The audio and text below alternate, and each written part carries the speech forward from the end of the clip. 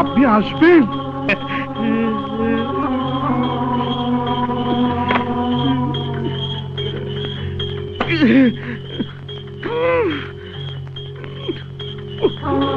এখন কি করি? এখন কি করি? রমজান, তাড়াতাড়ি আয়, ৮-এর সময় হয়ে গেল। আরে এই রাখ রাখ রাখ রাখ তো।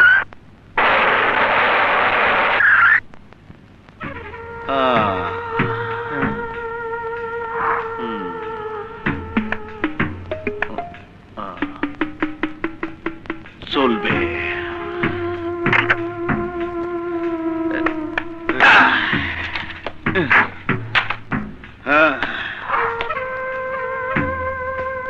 নাম কি? হুজুর বাদলা। বাড়ি কই? পলাশপুর। পলাশপুর বাড়ি শান্তিপুরে কি? হ্যাঁ হুজুর, ক্ষেত মজুরি করি আর যাওয়ানোর সময় কাঠ কেটে লইয়া যাই। হ্যাঁ, চেহারা তো ডাকাতের মতো। বউ পোলা পাইন কই? হ্যাঁ, পলাশপুরে। শালা, দিনের বেলায় ক্ষেত মজুরি আর রাতের বেলায় ডাকাতি না? স্যার এই দুইটাতে চালা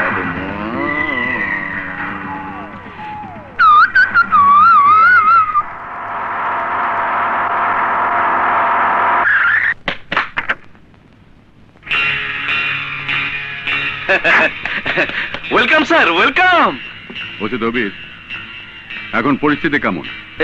শমশের ডাকুর 2 সহযোগীকে গ্রেফতার করতে পেরেছি স্যার, কিন্তু স্যার মৃত।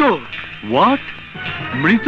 2 পেটি গুলি খরচ করার পর এই 2 ডাকাতকে ধরলাম। জীবিত ধরা গেলে শমশেরের খোঁজটা অন্তত পাওয়া যেত। ইয়েস স্যার, কাল রাতে রাখেন এই 2 ঘন্টা গুলি বিনিময় করে এই 2 ডাকাতকে ধরেছে স্যার, কিন্তু জিজ্ঞাসাবাদ করার আগেই মরে গেল। স্যার, এই লাশ দুটো আজই সদরের মর্গে পাঠাই? পাঠান। স্যার, আমরা একটু চা নাস্তার ব্যবস্থা করেছিলাম স্যার, সব রেডি স্যার, আপনি যদি দয়া করে। নো থ্যাঙ্কস, আমি চলি।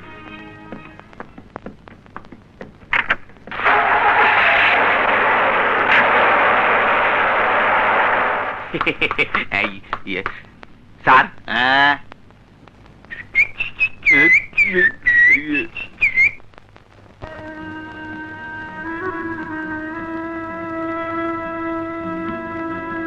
মুছে ফেল, মুছে ফেল চোখের পানি।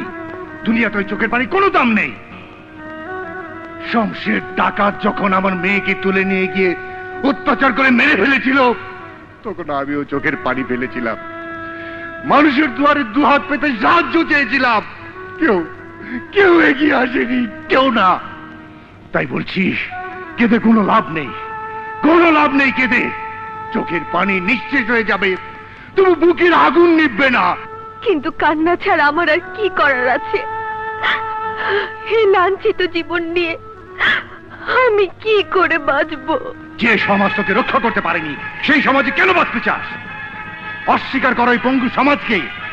চেয়ে দেখ ওদের দিকে। ওরা ছিল দুর্বল, ছিল ফুলের মতো নিষ্পাপ। শমশের ওদের সুস্থ জীবন কেড়ে নিয়েছে, কিন্তু ওরা মরে যায়নি। প্রতিবাদের ভাষা বুকে নিয়ে বেঁচে আছে, হাতে তুলে নিয়েছে মায়ের অস্ত্র। যদি মরতেই চাস, তাহলে মরার আগে যারা তো সর্বনাশ করেছে তাদের দুনিয়া থেকে খতম করে দিয়ে যা। শেষ করে দিয়ে যায় নরপশুদের, যাতে সমাজে আর কোনো অবলা নারী অত্যাচারের শিকার না হয়। এই অস্ত্রের তপ্ত বুলেট ওদের বুকে ঢুকিয়ে দিয়ে যা, যারা তোর ইজ্জত কেড়ে নিয়েছে। এই অস্ত্রের তপ্ত বুলেট তাদের বুকে ঢুকিয়ে দিয়ে যা, যারা তোর ভাই ভাবিকে হত্যা করেছে।